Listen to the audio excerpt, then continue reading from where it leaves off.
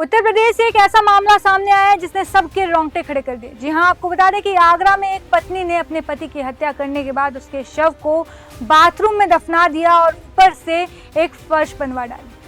उसके बाद वो डेली उसी बाथरूम में नहाती रही और 45 दिन तक लोगों के सामने रोती रही और कहती रही कि मेरा पति लापता है। पुलिस के साथ मिलकर भी वो यही कहती रही कि मेरा पति लापता है और उनके सामने भी ढोंग रचती रही। जिसके बाद उसके इस व्यवहार को लेकर उसके जेठ को उस पर आशंका हुई। जिसके बाद उसके जेठ ने उससे पूछा कि क्या मामला है, मुझे बताओ, मैं तुम्हें बचा लूँगा। तब उसने जाकर अपना जुर्म कबूल किया और पुलिस को पूरी सच्चाई बताई। उसने कहा कि उसका पति डेली शराब पीकर उससे मारपीट करता था, उससे गाली गलौज करता था, जिसकी वजह से वो परेशान हो चुकी थी। तो उसने खीर में 18 नींद की गोलियां मिलाकर उसे खिला दी, जिसके बाद उसकी मौत हो गई। और मौत होने के बाद उसके शव को उसने बाथरूम में गड्ढा खोदकर उसमें दफना दिया और उसके ऊपर से फर्श बनवा डाली। दरअसल ये पूरा जो मामला है ये आगरा से सामने आया। बताया जा रहा है कि जो मृतक है उसका नाम है सुरेंद्र, जो कि राजस्थान का निवासी है, और जो महिला है उसका नाम है रूबी, जो कि इटावा की थी। दोनों की 2010 में शादी हुई थी और दोनों की 2 बेटियां थी, जिसका नाम, एक का नाम रिद्धि है, एक का नाम सिद्धि है। तो वहीं इनके साथ लड़के की माँ भी रहती थी, मतलब रूबी की सास भी इनके साथ ही रहती थी।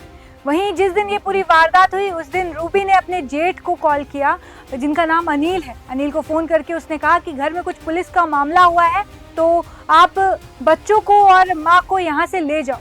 उसने कहा कि घर मत आना, पुलिस का मामला है, बच्चे और माँ जो हैं वो दुकान पर बैठे हुए हैं, उनको वहाँ से ले जाओ। तो फिर वो अनिल जो है वहाँ पहुँचे, उन्होंने बच्चे और माँ को अपने साथ ले करके वो राजस्थान लौट गए। उसके बाद 19 मई को फिर से रूबी का फ़ोन आया और रूबी ने कहा कि मेरा मन नहीं लग रहा है, मुझे यहाँ से ले जाओ, मुझे बच्चे के साथ रहना है। फिर वो वापस आए राजस्थान से रूबी को लेने के लिए और रूबी को लेकर वो राजस्थान चले गए।